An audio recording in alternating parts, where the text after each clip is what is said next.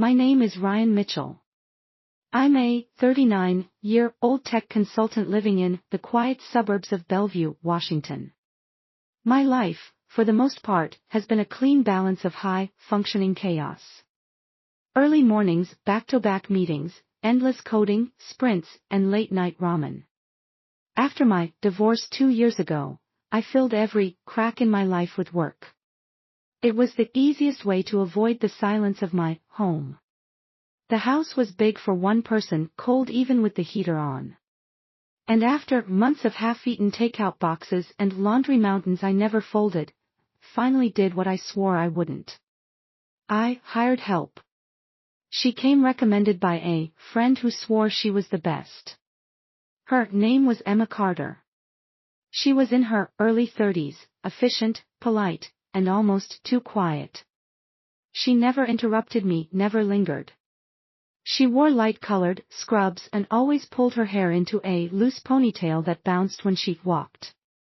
In the beginning, she was just part of the background, like the hum of the fridge or the soft click of my mechanical keyboard. Emma would come by twice a week, usually mid-morning, while I was knee-deep in work.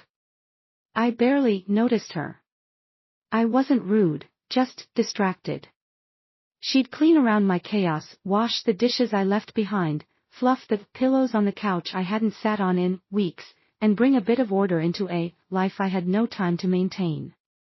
That changed on a Tuesday. Tuesdays are brutal in my world.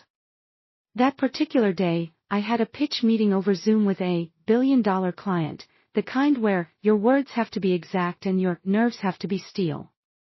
I wore a blazer over a wrinkled t-shirt and forced a smile as I sold them on a product I'd stayed up till 2 a.m. fixing bugs, and, after an hour of dodging curveball questions, the call finally ended, and I leaned back in my chair, pulling off the blazer with a grunt. I was exhausted and damp with sweat. I tugged at my shirt, peeled it off, and flung it onto the back of the chair. I sat there, shirtless, muscles sore, rubbing my temples with both hands. I didn't hear the door open. I didn't hear her footsteps, but I felt the moment, that distinct pause in the air. I turned slowly and saw Emma standing in the doorway holding a basket of clean towels. Her eyes widened and her mouth opened just slightly, like she was about to speak, but the words got stuck in her throat. She froze. So did I. Her eyes weren't judgmental. They were locked on mine, caught between shock and something else.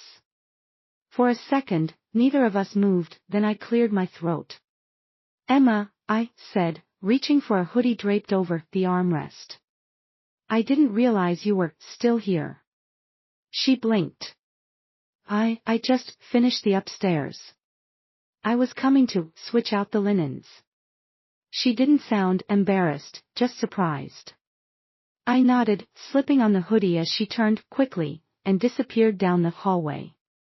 Awkward. Absolutely. But it lingered all day. I replayed that moment in my head. The way she looked at me. The stillness. There was something so unfiltered in her reaction.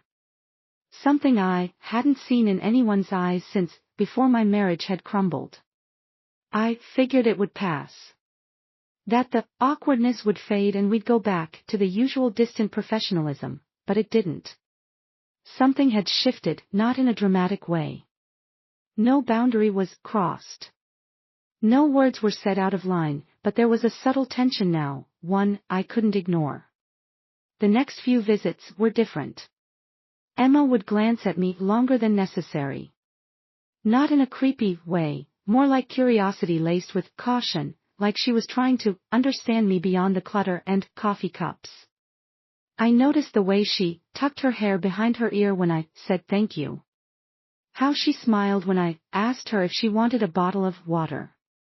How she hesitated at the end of her cleaning schedule, as if she wanted to say something, but always thought better of it. And I realized something I hadn't felt in a long time. I looked forward to seeing her. It started small, at a shared laugh over a dropped plate, casual chit-chat about the weather. Then it evolved. I found myself asking about her, where she was from, what she liked to do. She told me she'd grown up in Oregon and moved to Washington to help her younger brother get through college. She loved reading and hiking and had once dreamed of being an artist, but put it all on hold for family.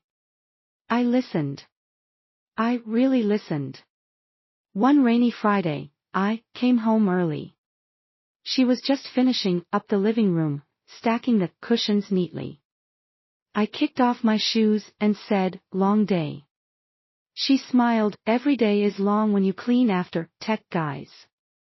I laughed. Touché. Then I did something impulsive.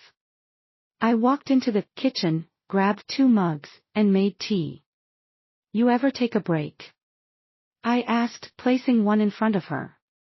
She looked at the cup like it was foreign. "I shouldn't," she said. "Why not?" Sh. Didn't answer, but she sat. We talked for 2 hours. I learned that her mom passed away when she was young. That she raised her brother practically on her own. That she cleaned homes during the day and took online classes at night. She was smart, thoughtful, and way stronger than I could have guessed. When she finally got up to leave, I walked her to the door.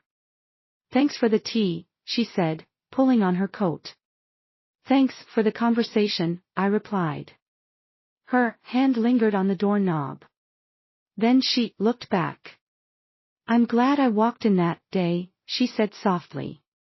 It hit me like a wave. I am too. That night, I couldn't sleep. My mind ran wild with thoughts, what ifs, memories of her laughter, the kindness in her voice, the way she listened without judgment. For the first time in years, I felt seen. The days after that became a blur of slow changes. Emma kept showing up.